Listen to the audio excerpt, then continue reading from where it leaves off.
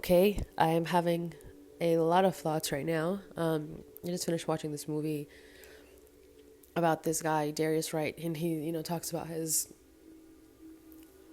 out of body experience, but also, it's so freaking cold.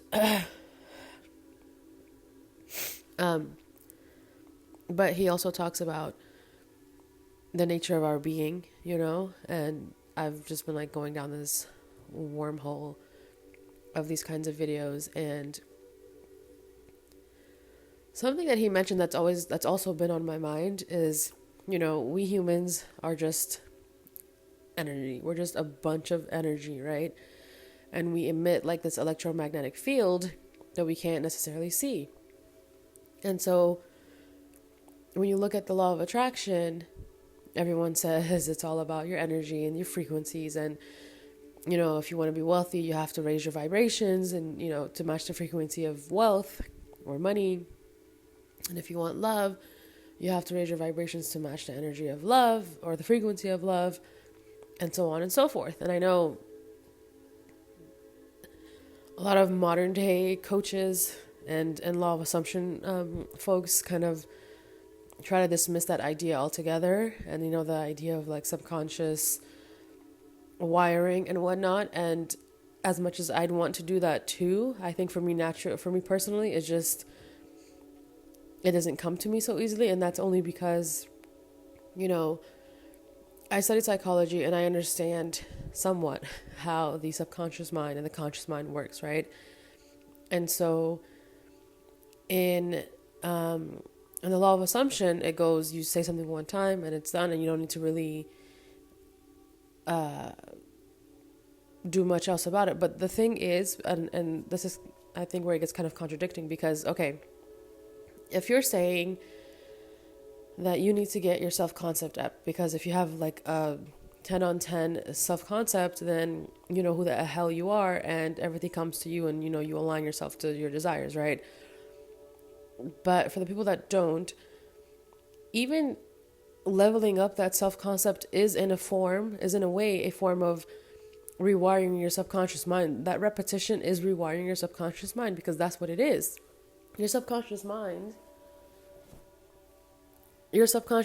is just like a disk or a memory drive of everything you've learned since you were a kid, right? And your surroundings and your friends and your social media and society and so on and so forth. And if you've been taught something, like let's say you have a certain belief around money since you were a kid, that you have to work hard and you have to maybe go to school and get a certain degree, and you have to do X, Y, and Z, right? And so if you have that belief, and let's just say you're like 25 now, and you're learning about the law, and you want to level up and get to a place where you believe that, where you no longer believe those things, what's the thing that you learn from people and the coaches and everyone online? What's the teachings? That you have to start saying you are magnetic and you attract wealth and blah blah blah blah blah, right? Like, let's put law of attraction aside for a second. And so you say it one time, you're not gonna, I mean, it's not impossible. You can absolutely say it one time and it's done, right? And all of a sudden that you attract wealth, and you're just this like magnet for money. But, and from my experience also, a lot of people that I meet or know don't have that belief, and it takes them a while. And so what's the teaching? To repeat it, right? And tell yourself every day that you are magnetic as hell when it comes to money, and you are a wealth magnet, and your money comes to you easy, whatever. That within itself is rewiring your subconscious mind, because you're now retraining your brain with a new belief. So yeah, there is something to subconscious wiring, and it's just like I said, it's stored memory of everything you've learned, and oftentimes, more than not, it needs to be rewired, and what you watch and who you associate with and the things you listen to, it all plays a factor in it. And so if you're continuously watching movies and shows, or watching videos on social media, or talking to people who have that limited lack mindset, then it's just going to further solidify to you that there's lack. But if you start switching that and you start being more mindful of what it is you're paying attention to, and not putting those kinds of things in your awareness, then it will, you're going to start believing that it's different, right? But to kind of segue out, another thing that people don't really give credit to or dismiss is this concept of frequencies and whatnot, and energy, and everything is energy because we are energy, right? And Dr. Emoto, I think he was Japanese scientist of sorts, did a test. I don't remember how long ago it was, but he had a college class and he separated them into two. And one half of the college class had a glass of water, and they were assigned to say nasty words to it, like "you're ugly," "I hate you," blah blah blah blah blah blah, so on and so forth. And then the other half of the class had a glass of water, and they were assigned to say nice things to it, like "I love you" and "I'm so grateful for you" and whatever. And he was just trying to show that our words have frequencies, right? And so he froze the two glasses of water, and then he cut a piece of the ice of each and looked at it under a microscope. And the one that people said nice things to, it was really pretty snowflake shape. The ice, the particles, the way it froze was these really pretty snowflake designs, whereas the glass that went through the classroom that where they said nasty things to it, it was really distorted and not so pretty, right? And I think he had a similar study when it came to rice, and they said nice things to it, and then one half, and then the other half said nasty things to it, and then they left it in a jar for I think 6 months, and the one that was spoken to kindly did not rot, and it stayed pretty alive, or whatever you want to call it. But then the jar that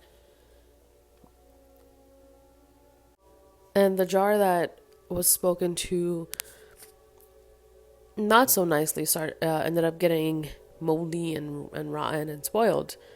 And again, this is all just to say that we are energy, and everything around us is energy, and I keep talking about Nassim Haramein, but he also, that's what he's been trying to show, and a lot of his work is around that, and you can't dismiss it. And you have a lot of these different beats online that people listen to, and it does help because when you listen to it, you suddenly shift not states, but your being kind of, you relax more, you're calmer. If you are having an anxiety attack and you play these beats, it automatically helps you calm down better, puts you in a certain state. They call it the theta state, the delta state, alpha, and so on and so forth. And when I first found the law of attraction back in the day, I really got into it, and it was fascinating, and it helped a lot with my meditations. And I just think that it's important. I mean, okay, it's not important, but I don't think there's anything wrong with it, right?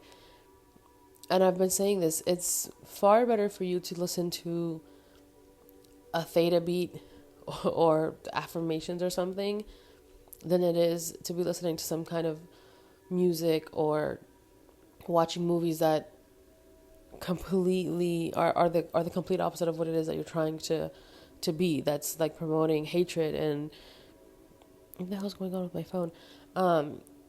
Hatred and fear and lack and all those kinds of things. And again, for some people, one time is not enough. You have to rewire your brain. And I stand by that because, and again, it's not impossible. I'm saying that too, but for a lot of people, because our brains we're limited in what we perceive or how we comprehend everything that we're being told, a lot of people cannot easily comprehend what it is they're being told when it comes to this like law of assumption, or these spiritual teachings. And so they're gonna be like, oh, okay, but can I really say something one time and then it happens? And then they'll say something like, okay, well then I'm rich, and they don't believe it. And so it doesn't come to be because they don't believe it. And then what happens? They further like, oh, well, see, I knew it doesn't work, or whatever, So that's why I say do it. Try it for a few days, try it for a week, and just really like switch your thought process, so much so that, when you wake up in the morning, the first thought you have isn't panic and stress and anxiety. It's like, oh yeah, like I'm amazing. I know today's going to be the best day of my life, and I'm taken care of and I don't have to worry about anything. That's when you've really shifted, because your automatic thought process is no longer what you've been thinking your whole life. And now you're switching to a different identity altogether, to where you are now knowing that you are, better in all aspects. I did have some more that I wanted to say, but I can't remember what it was. My brain was just going off, and I thought I had a lot to say. And now I feel like I've lost all my thoughts. But let's see. Okay, I remember the other thing I wanted to talk about is the emotion of love. And I remember a few years back, I was in this Discord group, and I cannot remember for the life of me what the question was. But I think some kid had asked, like, what is the strongest power in the world or something? And I remember saying love. And everyone kind of was like, what the hell are you talking about? You sound like a hippie. I'm like, no, it's love. Because if you think about it, it's the one emotion that really moves us in so many ways. And it's the one emotion that we're taught to not have. Because like, if you look at the world, it's full of fear, and people are constantly like, promoting prejudices and racism and this and that. And you got to hate this group, and you got to hate that group, and you got to, so on and so forth. But if you do something out of just love, not only do you feel better, but it's more powerful, I don't even know how to explain it. I thought I had a direction with this. But it's just moving all together, honestly, and especially when you have love for people you don't even know, or for people that you think aren't even deserving of it. It's a very powerful feeling. And our true being our true nature is to love. And I think people tend to, well, I don't even know if it's forgetting it. I just think people don't know that, because that's not how we're generally raised, We're raised to be weary and afraid, and always have your guard up, and always protect yourself. And like, so the fuck what if you tell someone you love them and they don't love you back? Why do you even need them to love you back? Why can't you love someone and that's it? You know how powerful that is, to be able to love someone and not expecting it back. And and dating, I think maybe it was an Aristotle quote, but I can't remember.